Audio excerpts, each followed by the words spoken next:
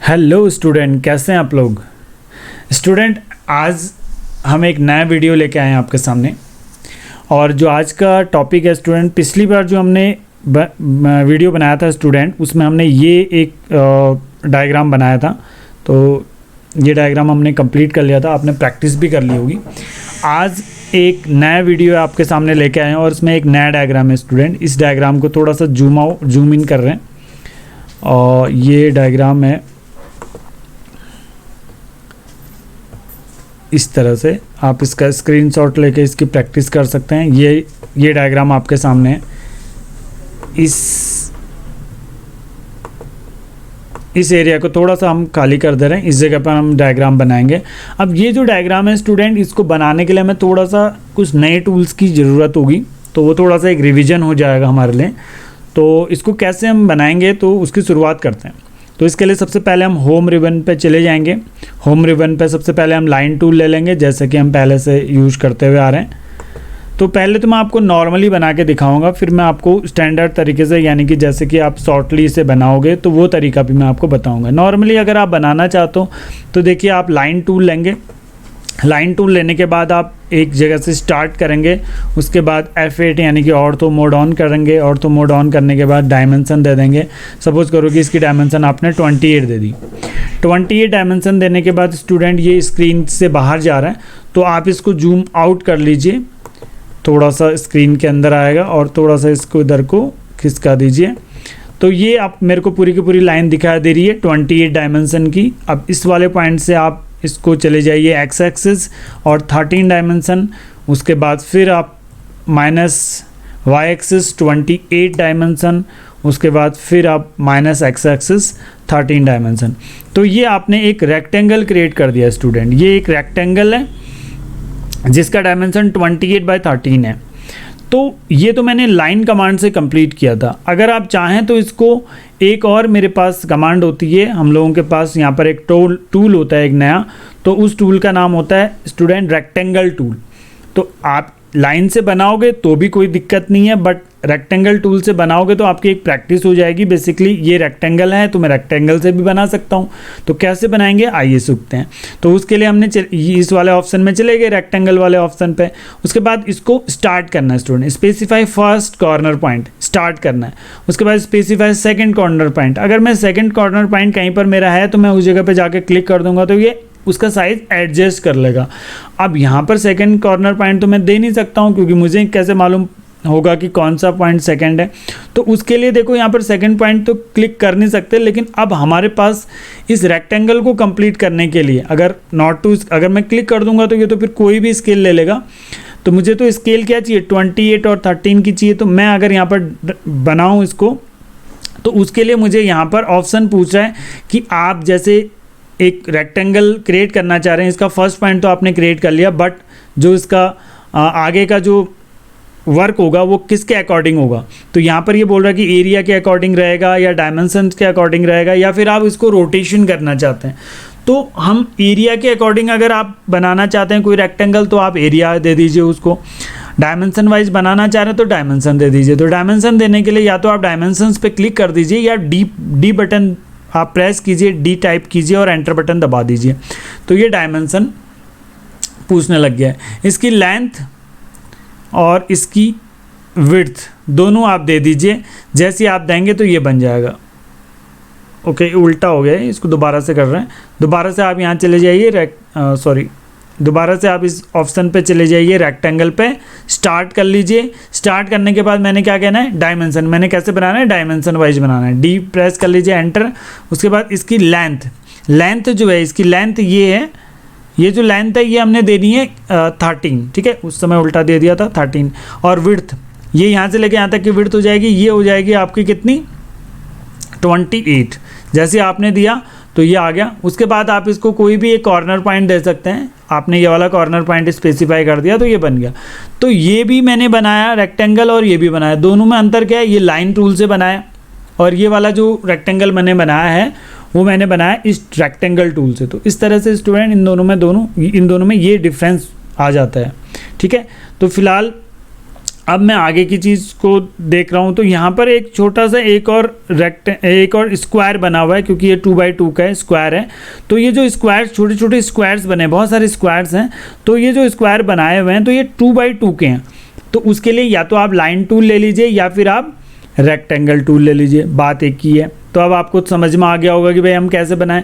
तो आपकी मर्ज़ी है आप कैसे, लाइन से बनाना है, देखो लाइन से बना लीजिए। लाइन से बना रहा हूँ पहले मैं, 2 एंटर, फिर डायमेंशन 2 एंटर, फिर डायरेक्शन, फिर 2 एंटर, फिर डायरेक्शन, फिर 2 एंटर, एंटर, ये बन गया। अब आपने कहा जी रेक्टेंगल से बना के देखते हैं, रेक्टेंगल पे ले लीजिए, कॉर्नर पॉइंट ले लीजिए, फिर D फॉर डायमेंशन याद करना आपने, फिर अगर आप भूल गए तो दिक्कत हो जाएगी। D फॉर डायमेंशन, फिर आपने देखना है 2 and 2, 2x2 का ये बन गया। तो आप लाइन से बनाइए चाहे फिर ऐसे बनाइए, ठीक है। तो ये मेरा स्क्वायर भी बन गया और ये मेरा रेक्टेंगल भी बन गया। और अब इसमें आगे का काम क्या रहेगा, अब देखिए इस जगह पर जाके इस स्क्वायर को यहाँ पर सेट करना है।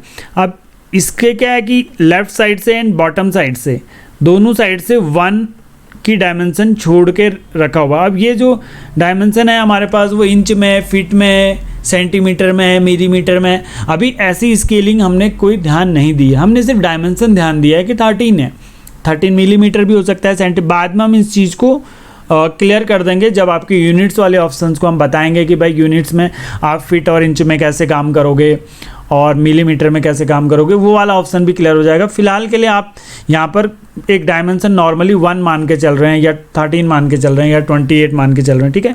तो यहाँ पर जो गैपिंग है वो 1 की गैपिंग है। तो ये गैपिंग कैसे पॉसिबल है उसके लिए देखिए हम कोशिश करते हैं। अब इस वाले ऑब्जेक्ट पे आप क्लिक कर दीजिए, इसको हम ऑब्जेक्ट भी कह सकते हैं या स्क्वायर भी कह सकते हैं। ये स्क्वायर मैंने ले लिया जो मैंने बनाया था। अब इसको मैंने यहाँ से मूव करना है, इसको क्या करना है, मूव करना है, यहाँ से उठाना है और इस पॉइंट पर रख देना है। तो मूव के लिए मुझे यहाँ पर से टूल लेना होगा। तो मूव के लिए देखो मॉडिफाई वाले टूल में जाओगे तो मूव आ जाएगा। अगर आप इसको बड़ा करके देखोगे तो स्टूडेंट ये सामने ही आपको दिखाई देगा मूव टूल। तो मूव वाले टूल में चले जाइए। मूव टूल में जैसे हम जाएंगे तो ये पूछ रहा है कि भाई आप बेस पॉइंट बताइए, मतलब उसको किस जगह से आप उठाना चाहते हैं। अगर मैं सेंटर से उठा के यहाँ रखूँगा तो ये बीच में इस तरह से बन जाएगा। तो मैं इसको इस वाले यानी कि जो इसका बॉटम लेफ़्ट कॉर्नर है यहाँ से मैं इसको पिक कर रहा हूँ और इस डायग्राम के बॉटम लेफ़्ट कॉर्नर में इसे रख दे रहा हूँ। तो इस तरह से यहाँ पर सेट हो जाएगा। हो गया सेट, ये काम हमारा कंप्लीट हो गया।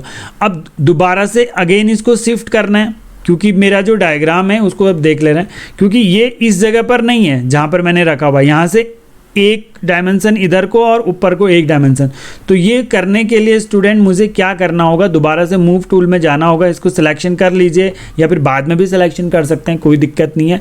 मूव टूल ले लीजिए। मूव टूल लेने के बाद अब इसको पकड़ लीजिए, यानी कि इस ऑब्जेक्ट को, यानी कि ये जो आपका स्क्वायर है इसको पकड़ लीजिए।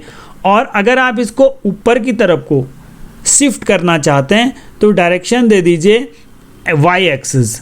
अगर आप इसको राइट की तरफ को शिफ्ट करना चाहते हैं तो इसका आप डायरेक्शन दे दीजिए x एक्सिस। अब मर्जी है आपकी, आप चाहे लेफ़्ट को करें या टॉप को करें, क्योंकि दोनों साइड को करना है हमने। तो एक बार हम अभी राइट को कर लेते हैं। राइट को भी करना है और टॉप को भी करना है। राइट को मैंने कितना डायमेंशन देना है, अब यहाँ पर क्लिक करने से तो चलेगा नहीं, बस मैंने डायमेंशन दे दिया। अब मैंने इतना ज़्यादा इसको डिस्टेंस दिया तो इससे कोई फ़र्क नहीं पड़ता। यानी कि मैं अगर 1 डायमेंशन दूंगा तो ये जाएगा 1 ही डिस्टेंस पे, यानी कि 1 डिस्टेंस पे ये रुक जाएगा उस जगह पे जाके। तो वापस आप इस पर क्लिक कीजिए, फिर से आप इसे मूव कीजिए ऊपर। आप इसको ऊपर साइड को यानी कि अप साइड को आप इसे मूव करना चाहते हैं, इसको पकड़ लीजिए। अप साइड में आप डिस्टेंस चाहे कितना भी दे दो, उससे कोई फ़र्क नहीं पड़ना है, जाएगा उतना ही जितना हम कहेंगे। हमने कहा 1 तो 1 डिस्टेंस में ये गैपिंग दे दी। तो 1 यहाँ से 1 यहाँ से, तो इस पोजीशन पे जाके ये सेट हो गया। ठीक है। अब स्टूडेंट इसको आप मूव टूल से या कॉपी टूल से, यानी कि अब मेरे पास एक कॉपी टूल होता है।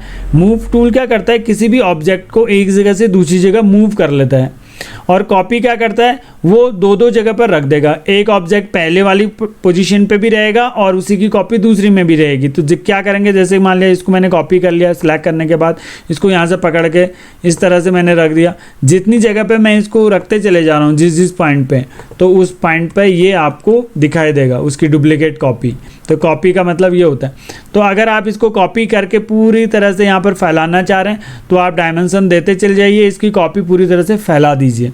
लेकिन हम कंप्यूटर का यूज़ कर रहे हैं और कंप्यूटर में भी हम ऑटोकैड सॉफ्टवेयर का यूज़ कर रहे हैं, और उसके लिए हमारे पास कुछ नए ऐसे टूल्स होने चाहिए जिससे काम जल्दी से हो जाए।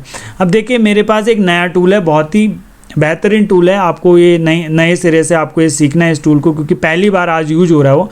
एक तो आज हमने पहली बार रेक्टेंगल को यूज किया था, इसकी प्रैक्टिस कर लेना। आज एक और टूल नया मिलने वाला है आपको, वो टूल है स्टूडेंट आपके पास। ड्रॉ के अंदर चले जाइए, इसको पहले बड़ा कर लीजिए स्टूडेंट, ये पूरी तरह से दिख नहीं रहा है तो ये हो रहा है। तो इसके अंदर जो आपको नया टूल मिल रहा है स्टूडेंट, वो है आपका रेक्टेंगल एरे, यानी कि इसके अंदर जो टूल है वो एरे है। एरे 2-3 टाइप के होते हैं, फिलहाल हम कौन सा वाला एरे यूज कर रहे हैं, रेक्टेंगल एरे। तो रेक्टेंगल एरे क्या करेगा कि जो भी ऑब्जेक्ट है उसको एरे में कन्वर्ट करेगा। कैसे करेगा, इसको यूज करके देख लेते हैं। तो आपने क्या करना है, आपने होम रिबन पे जाना है और मॉडिफाई वाले ऑप्शन पे जो आपको एरे दिखाई दे रहा है, इस एरे के छोटे से बटन पे क्लिक करना है। तो इसमें 2-3 टाइप के एरे हैं, तो इनमें से कौन सा वाला एरे यूज करना है, रेक्टेंगुलर एरे। तो इस पे जाके आपने क्लिक किया, उसके बाद ये बोल रहा है कि भाई साहब सेलेक्ट ऑब्जेक्ट, यानी कि ऑब्जेक्ट बताओ मुझे कहाँ है वो ऑब्जेक्ट। मैंने कहा जी ये ऑब्जेक्ट। तो बोल रहा है कि और भी है क्या कोई ऑब्जेक्ट इसके अलावा, सेलेक्ट। तो हमने कहा नहीं है इसके अलावा। तो फिर उसके बाद हमें क्या करना है, एक ही ऑब्जेक्ट है जिसको हम एरे में कन्वर्ट करना चाहते हैं, उस ऑब्जेक्ट को मैंने सिलेक्शन कर दिया। उसके बाद हम बटन दबाएंगे एंटर। तो जैसे मैंने एंटर बटन दबाया तो उसको उसने एरे में कन्वर्ट कर दिया। बाय डिफ़ॉल्ट एरे में 4 कॉलम और 3 रो रहती हैं। तो इसमें 3 रो दिखाई दे रही, 1 रो, 2 रो और 3 रो, और कॉलम 1 2 3 4 कॉलम इसमें रहते हैं, और डिस्टेंस उसके अकॉर्डिंग ऑटोमेटिकली आ गई है। तो अब आप देख लीजिए, अब हमने क्या करना है, अगर इसके कॉलम ज़्यादा चाहिए तो आप यहाँ पर जो कॉलम 4 लिखा हुआ है इसको आप मिटा के इसकी जगह पे कॉलम ज़्यादा लिख दीजिए, 5 6 7 8 कितना भी कर सकते हो आप, जितने आपको कॉलम की ज़रूरत है। फिलहाल तो मेरे को 4 ही चाहिए। अगर सपोज करो कि अगर आप यहाँ से नहीं करना चाहते हैं, कहाँ से, इस वाले ऑप्शन से लिख के नहीं करना चाहते हैं, तो आप इस वाले ऑप्शन पे चले जाएं जहाँ पर ये एरो टैप का दिख रहा है आपको छोटा सा, इस पर क्लिक करिए और इसको आप मूव कर दीजिए। तो ये इतने सारे कॉलम क्रिएट कर देगा, आपको यहाँ पर जाकर लिखने की भी ज़रूरत नहीं है। 25 कॉलम हो गए। अब वापस आपको 4 करना है तो इसको मिटा के 4 लिख दीजिए, या फिर वही चीज़ इस वाले ऑप्शन पे जाइए छोटे से एरो पे।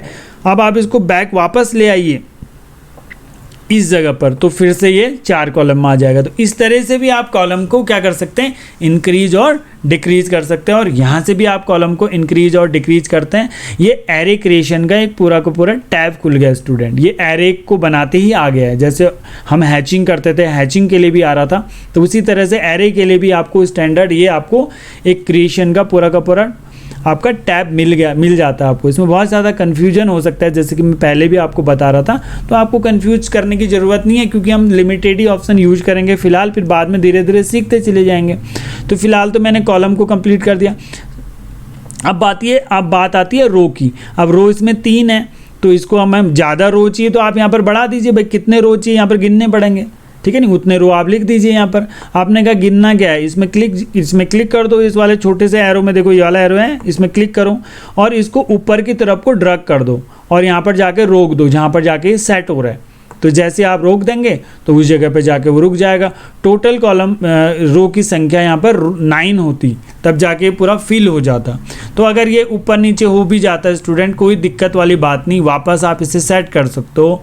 यहाँ से लिखने के बाद सेट कर सकते हो कॉलम एंड रो, तो ये पूरी तरह से सेट हो जाएगा। तो इससे ज़्यादा ऑप्शन यहाँ पर यूज़ करने नहीं अभी फ़िलहाल, नहीं तो कन्फ्यूजन हो जाएगा। इससे आगे के ऑप्शन हम कोई नया डायग्राम और नया टॉपिक लेके आएंगे, तो उस समय हम सारे के सारे ऑप्शन को कवर अप कर लेंगे, तो कन्फ्यूजन भी नहीं रहेगा। फिलहाल तो हमें बिना कन्फ्यूजन के काम करना है ना, ताकि इजीली हम काम कर पाएँ। तो इतना करने के बाद हम इसे क्लोज एरे कर देंगे तो हमारा काम हो गया। तो इसको हम 1 बार बनाएं, 2 बार बनाएं, 3 बार बनाएं, तो इस तरह से हमारा ये डायग्राम बनना शुरू हो जाएगा। देखो इस तरह से ये डायग्राम बन गया।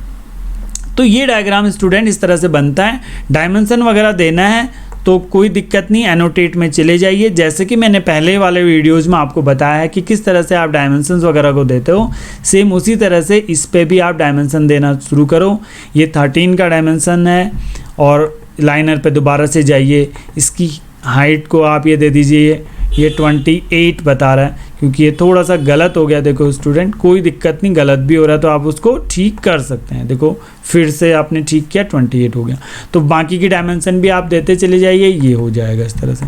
तो ये भी एक डायग्राम है जो इस तरह से बनाया जा सकता है। तो एज इट इज़ डायग्राम बना दिया आपने, तो इसकी आप प्रैक्टिस कीजिए, ये भी बन जाएगा।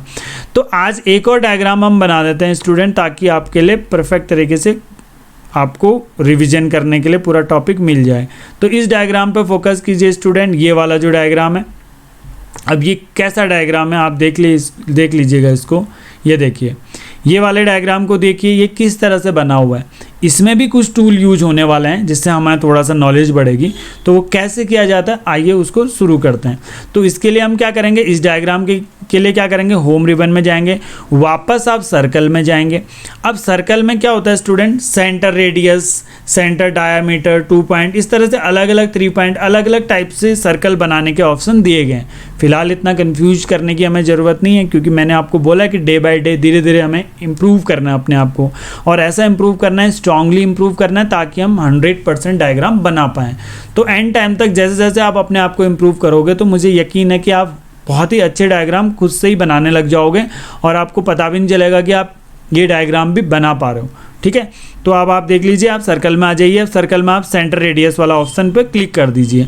अब यहाँ पर देखिए स्टूडेंट, एक रेडियस R7 दिया हुआ है, तो ये एक सर्कल बनाया हुआ है 7 रेडियस का। ठीक है, तो आप यहाँ पर क्लिक कीजिए और यहाँ पर आप दे दीजिए रेडियस 7 और एंटर कर दीजिए। तो 7 रेडियस का एक सर्कल आपने भी बना दिया। तो जितना आपको डायग्राम में बोला गया उतना ही आपने यहाँ पर बना दिया है। तो ये आपका बन गया। इतना करने के बाद स्टूडेंट आगे आप इस जगह पर आ जाइए। 2x2 के छोटे से स्क्वायर्स बनाए गए हैं, ये स्क्वायर्स हैं, इसकी डायमेंशन इन्होंने दी है 2x2, यानी कि 2x2 के छोटे छोटे स्क्वायर हैं। तो आपको तो मालूम है, स्क्वायर बनाने के लिए तो आप लाइन का यूज़ कर सकते हैं, या फिर आप किसका यूज़ कर सकते हैं स्टूडेंट, रेक्टेंगल का। इससे पहले मैंने आपको बताया था कि अगर इस तरह का कोई डायग्राम होता है बनाना, तो आप लाइन के बजाय रेक्टेंगल भी यूज कर लो, क्या दिक्कत है, उससे आपका और ज़्यादा काम आसान हो जाएगा। बना के देखते हैं। रेक्टेंगल में जाते हैं, रेक्टेंगल में जाने के बाद स्टार्ट करते हैं। फिर डायमेंशन के लिए इसको डी बताना पड़ेगा, यानी कि डी टाइप करना पड़ेगा, या यहाँ पर जाके क्लिक भी कर सकते हैं स्टूडेंट, कोई दिक्कत नहीं है। डी टाइप कर दीजिए या क्लिक कर दीजिए, एंटर कर दीजिए, तो ये पूछने लग जाएगा। स्पेसिफाई लेंथ, मैंने कहा जी 2 है। स्पेसिफाई विड्थ, मैंने कहा जी 2 है। तो इस तरह से हमने 2x2 का एक क्या बना दिया, छोटा सा स्क्वायर बना दिया, और इसको किसी भी कॉर्नर में जाके क्लिक कर दीजिए, ये बन गया आपका स्क्वायर, जैसा कि इसने यहाँ पर बनाया हुआ है।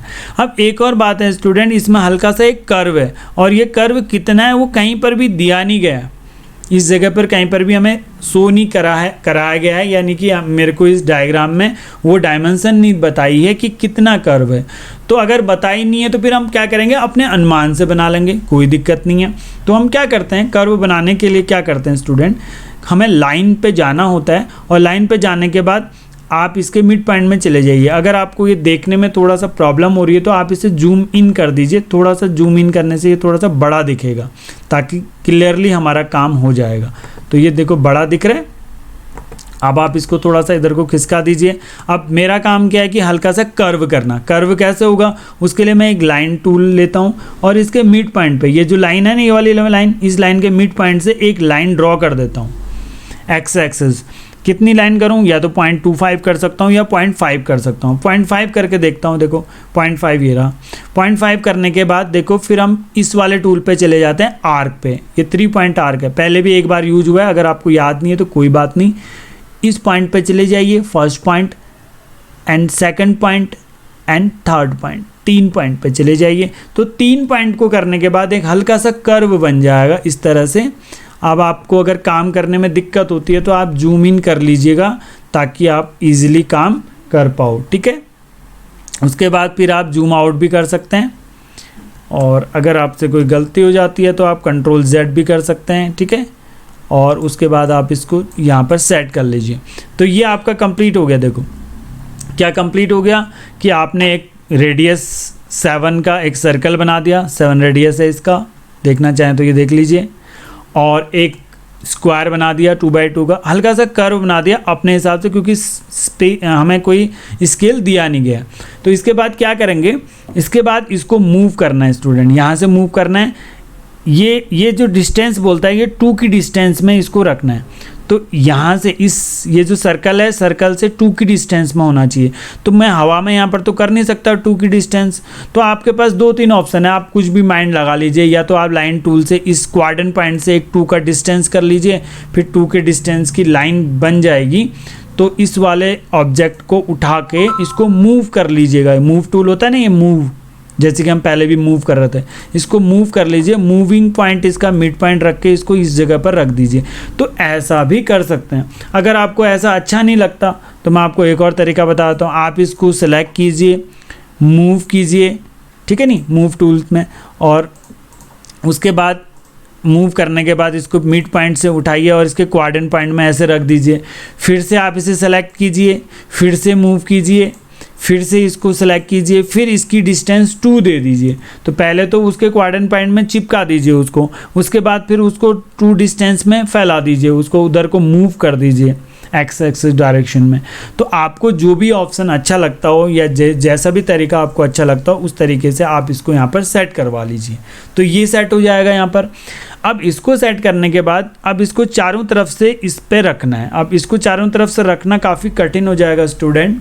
तो उसके लिए मेरे पास एक नया टूल है, एक नया ऑप्शन है जो आपकी हेल्प करेगा। तो इसको थोड़ा सा मैक्सिमाइज़ कर लेते हैं। जैसे कि इसके चारों तरफ करना है ना हमने इसको ऐसे, तो इसको मैक्सिमाइज़ कर लेते हैं। मैक्सिमाइज़ करने के बाद देखो कंप्लीट पूरे के पूरे टैब दिखाई दे रहे हैं। जो हमारा होम रिबन है उसके सारे टैब दिखाई दे रहे हैं। तो हमें वापस एरे में जाना है। इससे पहले वाले में भी, जो पहले वाला मैंने डायग्राम बताया था, उसमें भी हम एरे में गए थे, और इस वाले में भी हमने एरे यूज करना है। पहले वाले में हमने जो एरे यूज किया था वो रेक्टेंगल एरे था स्टूडेंट, बट अभी वाले में जो हम एरे यूज करेंगे वो पोलर एरे होगा। तो हम क्या करेंगे, पोलर एरे में जाएंगे, फिर ये बोलेगा सेलेक्ट ऑब्जेक्ट, बताओ कौन सा ऑब्जेक्ट है, हमने कौन सा ऑब्जेक्ट मूव करना है, रोटेट करना है, ये वाला ऑप्शन। और कोई ऑब्जेक्ट है क्या, और कोई ऑब्जेक्ट होगा तो स्टूडेंट आप उसे सेलेक्ट कर दीजिए, नहीं है तो कोई बात नहीं, एंटर बटन दबा दीजिए, क्योंकि आपका काम तो फर्स्ट काम तो हो गया ना सेलेक्ट वाला। तो एंटर बटन दबा के उसको आप बता दीजिए कि पहला काम मैंने कर दिया। अब दूसरा काम करने के लिए बोल रहा है, दूसरा काम बोल रहा है specify centre point of array, यानी कि वो जो एरे है उसका सेंटर पॉइंट बताइए जिसके चारों तरफ को वो घूमेगा। यानी कि आपको उसका सेंटर पॉइंट कौन सा देना है, ये नहीं देना है इसमें। अगर आप ये दे दोगे तो क्या होगा, इस पॉइंट के चारों तरफ घूमेगा, यहाँ पर घूम जाएगा ऐसे। लेकिन आपको कौन सा देना है, अब आपको ध्यान आ गया होगा, बिल्कुल आपको समझ में आ गया होगा कि भाई हम ये जो सर्कल है ना इसका सेंटर पॉइंट दे देते हैं, ताकि फिर ये इसके चारों तरफ ऐसे घूम जाए, ऐसे ये इसमें पूरी तरह से रोटेट हो जाए। तो सेंटर पॉइंट कौन सा देना है, ये क्या पूछ रहा है, specify centre point of array, तो ये वाला पॉइंट देना है। क्लिक कर दीजिए। जैसे ही आपने इसमें क्लिक किया स्टूडेंट, तो ये एरे इसमें कन्वर्ट हो गया और पूरी तरह से इसने इसको घुमा दिया। तो इतना होने के बाद फिर से एरे क्रिएशन आ गया, जैसे कि पहले आ रहा था रेक्टेंगल एरे की कंडीशन में भी एरे क्रिएशन आ रहा था, और आपने पोलर एरे किया तो यहाँ पर भी आपका एरे क्रिएशन आ गया। बहुत सारे ऑप्शन हैं, जैसे कि मैंने पहले बोला था कि कंफ्यूज होने की ज़रूरत नहीं है, क्योंकि हम step by step come options को यूज करते हुए चलते हैं। तो यहाँ पर आपको केवल और केवल नंबर ऑफ आइटम पे फोकस करना है, बस। नंबर ऑफ आइटम कितने हैं स्टूडेंट, आप इसको थोड़ा सा रिस्टोर डाउन कर दीजिए। रिस्टोर डाउन करने के बाद आप यहाँ पर जाइए। यहाँ पर जाने के बाद आप देखिए कि इसमें 1 2 3 4 5 6 7 8 9 10, यानी कि टोटल जो ऑब्जेक्ट हैं वो 10 है। तो यहाँ पर भी जो ऑब्जेक्ट होने चाहिए वो कितने होने चाहिए, 10 होनी चाहिए। तो इसमें जाके क्लिक कर दीजिए। जो आपका एरे क्रिएशन है वो फिर से आ गया है, और यहाँ पर जो ऑब्जेक्ट है ये 6 के बदले आप क्या कर दीजिए, 10 कर दीजिए, क्योंकि हमें कितने ऑब्जेक्ट चाहिए, 10। बाय डिफ़ॉल्ट 6 आते हैं। तो ज़्यादा चाहिए तो ज़्यादा कर दीजिए, कम चाहिए तो कम कर दीजिए, लेकिन हमें कितने चाहिए, 10 चाहिए। तो यहाँ पर 10 टाइप कर दीजिए। 10 टाइप करने के बाद आप बाहर क्लिक कर लीजिए और वापस आप क्लोज एरे में क्लिक कर दीजिए। तो ये पूरा का पूरा 10 ऑब्जेक्ट के साथ आपको इसी तरह का डायग्राम बना के यहाँ पर दिखाई दे रहा है। तो ये डायग्राम स्टूडेंट इस तरह से बनता है। तो इसमें कुछ नए टूल्स आपके यूज हुए, तो उन टूल्स को थोड़ा सा आप रिवीजन में डालेंगे। मुझे लगता है कि रिवीजन में डालने के बाद इजीली आपको ये चीज़ें समझ में आ जाएंगी। अगर आपको कोई प्रॉब्लम होती है, अगर आपको कोई डाउट होता है या किस तरह से कोई दिक्कत होती है, क्योंकि अभी तो हम स्टार्टिंग वाले ऑप्शंस को लेके चल रहे हैं, बहुत सारे ऐसा भी हो सकता है कि इन सारी चीज़ों को वो पहले से जानते होंगे, ठीक है नहीं, कोई बात नहीं, अगर आप जानते भी हैं तो एक बार आप इसको देख लीजिए, क्या पता आपको कोई नया ऑप्शन मिल जाए इसके अंदर, ठीक है। तो जब आप इसको पूरी तरह से कंप्लीट कर लेंगे तो फिर नए डायग्राम के लिए अपने आप को रेडी कीजिए, कुछ रफ डायग्राम बनाइए। तो आज के लिए स्टूडेंट इतना ही करते हैं। अगर आप नए हैं चैनल पे तो चैनल को सब्सक्राइब करना तो बनता है स्टूडेंट, ताकि हम थोड़ा सा इंकरेज हो पाएँ, ताकि हम आगे के वीडियोज़ बना पाएँ। और कमेंट बॉक्स में कुछ ना कुछ कमेंट ज़रूर डालिए, ताकि जो हमारी वीडियोज़ हैं इनको बूस्टअप मिलता है स्टूडेंट। और लाइक एंड शेयर कर दीजिए। और अगर आप पुराने वीडियोज़ आपने नहीं देखे हैं तो कमेंट बॉक्स में जाके आप पुराने वीडियोज़ को भी फॉलो कर सकते हैं, उनके लिंक फॉलो कर सकते हैं। तो आज के लिए इतना ही स्टूडेंट, मिलते हैं नेक्स्ट वीडियो में नेक्स्ट टॉपिक के साथ। Thank you very much.